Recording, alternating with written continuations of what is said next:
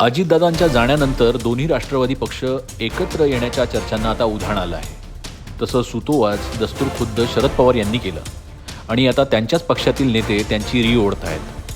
जिल्हा परिषद आणि नगरपंचायत निवडणुकीनंतर दादांना शरद पवार यांच्या गोटात परतायचं होतं, अशी त्यांची अंतिम इच्छा होती असंही आता बोललं जातं. तर एकीकडे सुनेत्रा पवार यांची महायुतीत उपमुख्यमंत्रीपद शपथविधीच्या तयारीची सुरुवात झाली आहे आणि छगन भुजबळ यांनी राष्ट्रवादी विलिनीकरणावर नेत्यांच्या काही चर्चा झाल्या नसल्याचा खुलासा केला आहे. तर एकूणच राजकारण कोणत्या दिशेला जात आहे याचा अंदाज आपण लावू शकतो. काय म्हणायचं तुम्हाला? एक मिनिट आहे का? 17 जानेवारीला गौरव बुक खाली घेतो. आम्ही गेलो होतो कृषी प्रदर्शनाला.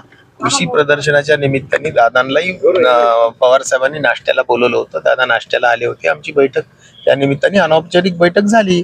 इच्छा दोन्ही पक्षाची एवढी आहेच की आपण सगळ्यांनी एकत्र राहिलं पाहिजे आणि आम्ही साहेबांना विनंती केली की साहेब आपण एकत्र राहिलं तर बरं होईल. एवढीच, बाकी काहीच. थँक्यू. बाकी काहीच नाही, एवढंच. थँक्यू. नाही याची मला कल्पना आहे. तरी सुद्धा ज्यावेळेला आम्ही नेत्यावर प्रेम करतो, पक्ष वेगळे झाले, कुटुंब वेगळे झाले, ते दुःख आहे. पण ज्यावेळेला आम्ही व्यक्त करताना आम्ही हीच भावना केली की अजितदादांचं जे खरी अंतिम इच्छा होती ती पूर्ण करण्याच्या संदर्भात शरद पवारांची राष्ट्रवादी काँग्रेस पक्ष हा निश्चितपणाने त्या ठिकाणी बांधील असेल. हा राजकीय स्वार्थ नव्हता.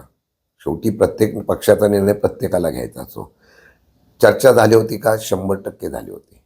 जयंत पाटील साहेबांच्या बरोबर, आमच्या बरोबर सुप्रियाताई होत्या, मी, हर्षवर्धन पाटील वगैरे, आम्ही बरेच नेते मंडळ होते, रोहित पवार वगैरे. पहिली जयंत पाटलांबरोबर चर्चा 2-3 झाल्या, नंतर झाल्या. हे आत्ताच नाही, हे महानगरपालिका नगरपालिकेच्या निवडणुकीनंतर त्याला स्पीड घेतला. त्याच्या अगोदर पण चर्चा झाली होती, परंतु काही अडथळे आले असतील. त्याच्यानंतर नगरपंचायतीनंतर लगेच घेतली. त्याच्यानंतर लगेच जिल्हा परिषद पंचायत समिती लागली नसती तर विलिनीकरण अगोदरच झालं असतं.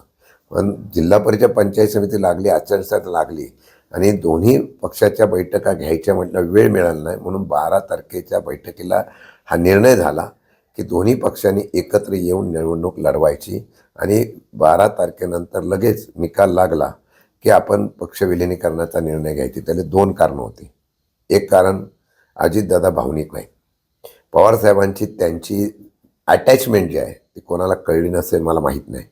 पण पवारसाहेबांच्या बद्दलची ती त्यांची पवारसाहेब आत्ता आहेत त्या आपल्या नेत्याच्या समोर आपण पवारसाहेबांच्या नेतृत्वाखाली परत एकसंघ व्हायचं, अशा प्रकारची भावना अजितदादांनी व्यक्त केली. त्याला अजून काही कारण असते ते दादांना माहिती, परंतु मला वाटतं की पवारसाहेबांच्यावर त्यांचं असलेलं प्रेम, भावनिकता त्यातून ते व्यक्त केलं. आणि काही कारणास्तव दोन्ही राष्ट्रवादी एकत्र आली पाहिजे. मताचा विभाजनाचा फायदा आणि तोटा काय होतो याचा विचार करून तो निर्णय घेण्याचा प्रयत्न झाला.